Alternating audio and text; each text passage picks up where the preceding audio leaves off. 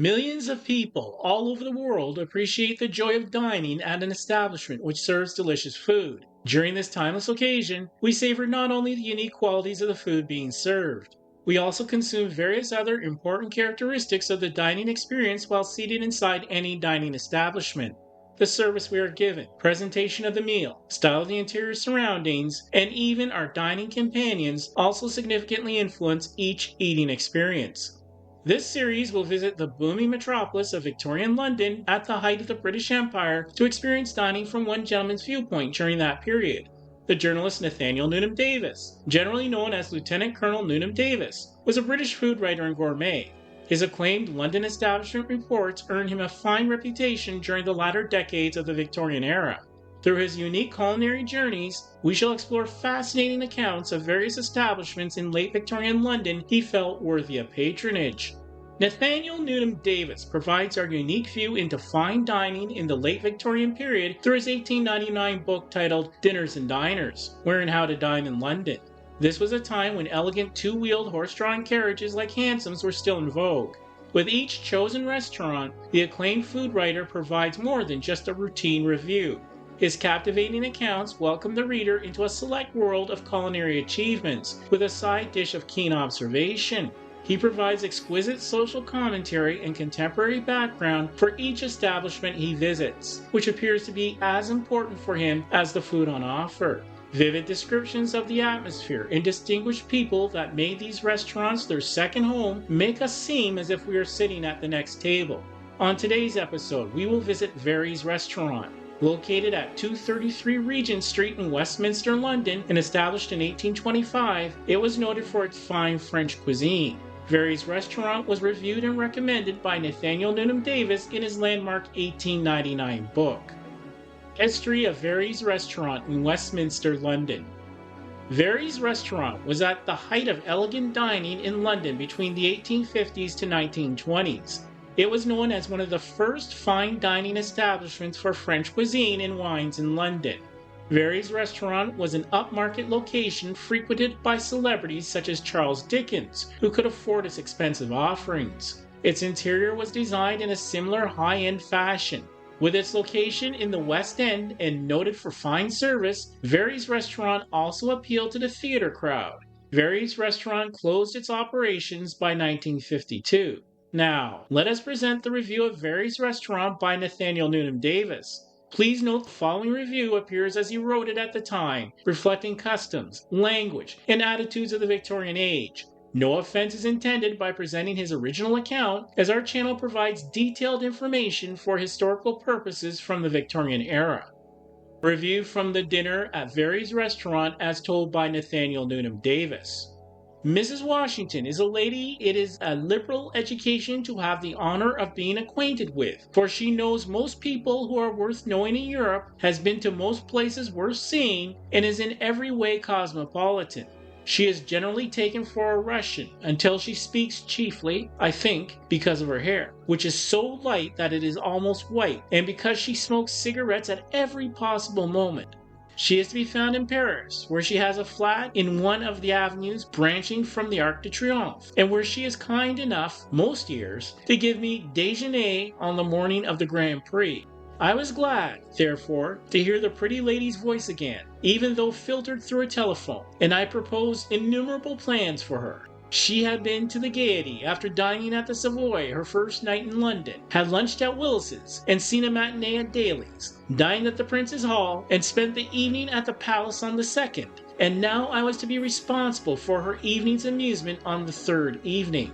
Did she know VERREY'S? And as a reply, I was asked whether I thought she knew her own name. Then would she dine with me at the restaurant in Regent Street, and I would have a box for her at the Empire afterwards? And Mrs. Washington said she would. To give Mrs. Washington a satisfactory dinner is not one of the easiest things in the world, for she understands the art of dining, and is, as well, a most excellent cook herself when she chooses. So it was with a full sense of the responsibility I had incurred that I sought out Monsieur Crell, the elder of the two brothers in whose hands VERREY'S now is, and found him in the cafe. He knew Mrs. Washington, of course, and hearing that it was she who was to be my guest, he called in his brother Albert, almost a twin twinning resemblance to him, who now devotes all his time to the management of the restaurant, and we held a solemn council of three.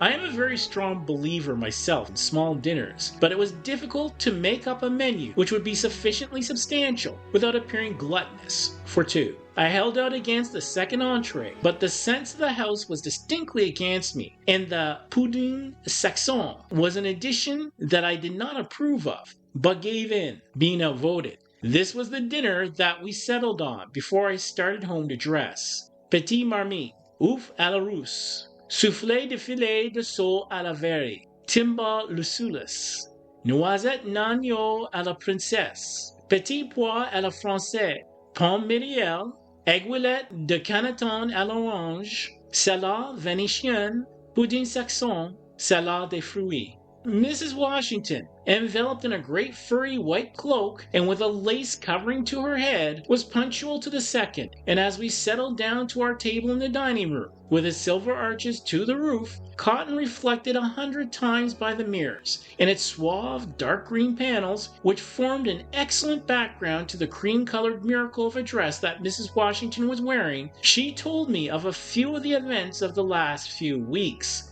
She had stayed in New York for the Second Assembly, and had gone from New York to the Riviera, where Kant had been her headquarters, and I incidentally was given full particulars as to doings of the Ladies' Club there. Now, pausing for one night in Paris to see the new Palais Royal piece, which is a play, so Mrs. Washington says, that no respectable girl could take her grandmother to see, she had run over to England to meet John, and afterwards was going to leisurely travel to Seville, getting there in time for the Holy Week processions. The soup, admirably hot, had been placed before us by the waiter, in plain evening clothes, while Mrs. Washington talked and pulled off her long white gloves, and before using her spoon, she took in the company dining at the many little square tables, lighted by wax-red, shaded candles, in one comprehensive glance, smiled to the well-known journalist whose love for dogs forms a bond between him and the Messrs. Krell, themselves powers in the dog world, thought that the ruddy-haired prima donna looked well and showed no signs of her recent illness, wanted to know if it was true that the celebrated musician who was dining with his wife was to be included in the next birthday list of honors, and nodded to a gentleman with long black whiskers, her banker in Paris, who was entertaining a party of a dozen.